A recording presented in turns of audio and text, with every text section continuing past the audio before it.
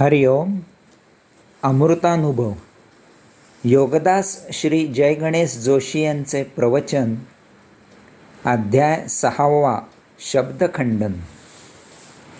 ओवी क्रमांक 26. अगस्तीचिया कौतुका पुरती जरी मृगतृष्णिका, तरी मार देतो तर्का अविद्येशी. अर्थात अगस्ती ऋषींनी समुद्रप्राशन केला, त्यासाठी मृगजळ चालणार नाही, तसेच अविद्येसाठी तर्क चालणार नाही. अगस्ती ऋषींनी समुद्राचा गर्व नष्ट करण्यासाठी एका घोटात त्याला प्राशन केला. अशा अगस्ती ऋषींना प्राशन करायला भासमान असलेले मृगजळ चालेल का? तसेच अविद्येसाठी शब्द वापरून करावा लागणारा तर्क टिकत नाही, कारण तेच शब्द तर्काला असत्य ठरवितात आणि त्यामुळे अविद्या असत्य ठरते. तेच शब्द ज्ञानाची कास धरतात, त्यामुळे तर ती भ्रामक असलेली अविद्या पळून जाते. अशा प्रकारे शब्द उपयुक्त असले तरी योगगुरूंच्या उपदेशाने त्यांचा वापर करावा. ओवी क्रमांक 27. साहे बोलाची वळघी, ऐशी अविद्या असे जगी, तरी जाळू नका आगी गंधर्व नगरे. अर्थात जर गंधर्व नगरे अग्नी जाळू शकत असेल, तर शब्दांच्या माऱ्याने अविद्या नष्ट होऊ शकेल. गंधर्व नगरी ही एक पूर्णपणे काल्पनिक गोष्ट आहे. या उपमेचा उपयोग करून माऊली सांगतात की अविद्या असे काहीही अस्तित्वात नाही. मुळातच नसलेल्या अविद्येवर शब्दांचा मारा करून ती नष्ट करता येत नाही, कारण शब्दांचा मारा हाही एक काल्पनिक मारा आहे. अन्नाचे शब्दांनी वर्णन करून क्षुधाशांती होत नाही. जेव्हा ज्ञान प्राप्त होते तेव्हा अविद्येचा भ्रम आपोआप नष्ट होतो. अविद्या ही तात्पुरती निर्माण होते, कारण त्यावेळी ज्ञानावर तिचे पांघरून घातले जाते. यामुळे अविद्या निर्माण झाल्याचा आभास निर्माण होतो. जसे जर आपण डोळ्यांच्या एका बाजूला बोटाने बुब्बुळ ढकलल्यासारखे केले, तर आपल्याला एकाच्या 2-2 प्रतिमा दिसतात. बोट सोडले की ती दुसरी भ्रामक प्रतिमा आपोआप नष्ट होते. तसेच हे आहे.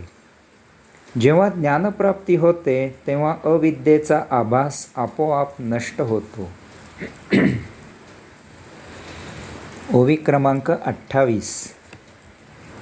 ना तरी दीपाचिये सोये, अंधारे कीर न साहे, तेथे काही आहे जावया जोगे. अर्थात दीप उजळला की अंधार मुळीच राहत नाही, मग तेथून निघून जाण्यासारखे काही राहत नाही. प्रकाश झाला की तेथे अंधकार जराही असू शकत नाही, असत नाही, तो पूर्णपणे लुप्त होतो.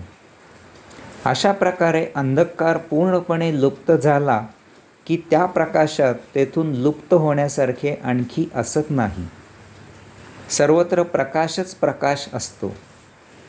याचप्रमाणे आत्मज्ञानप्रकाश उजळला की तेथे अविद्येचा लवलेशही उरत नाही.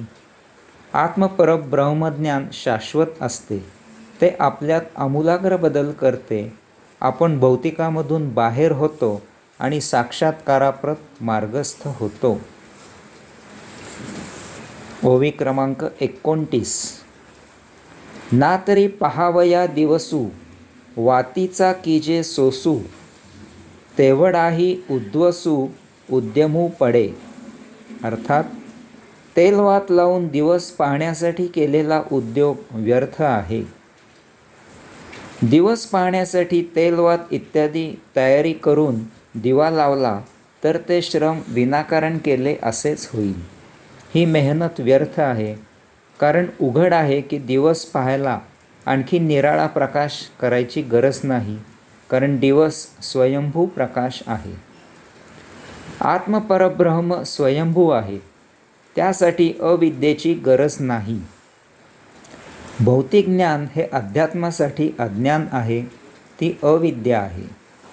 भौतिकाचे नियम वापरून, भौतिकाच्या कच्छपी लागून, भौतिकाच्या माध्यमामधून आत्मपरब्रह्म प्राप्त होत नाही.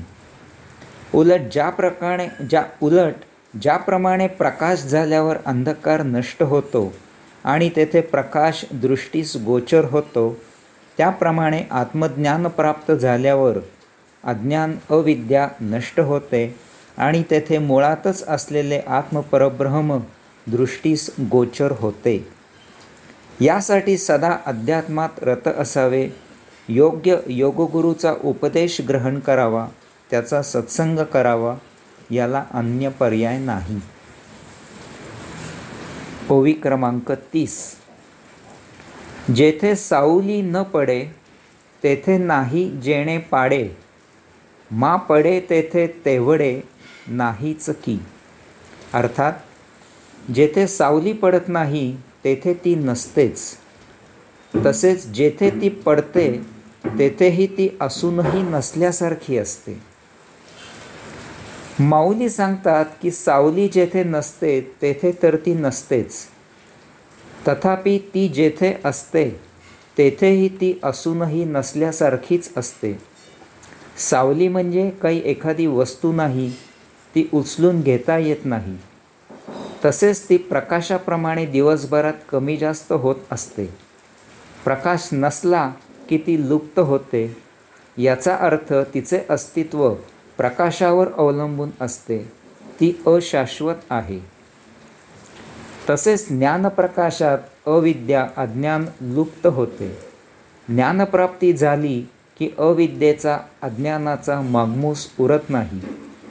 ज्ञानप्रकाश स्वयंभू आहे, सदा असणारे आहे, शाश्वत आहे. अविद्या अज्ञान भ्रम निर्माण होण्याला कारणीभूत होते. आत्मज्ञान भ्रम नष्ट करते. तेथे विशुद्ध विमल शुद्ध तेवढेच उरते, तेच कैवल्य असते. हरिओम.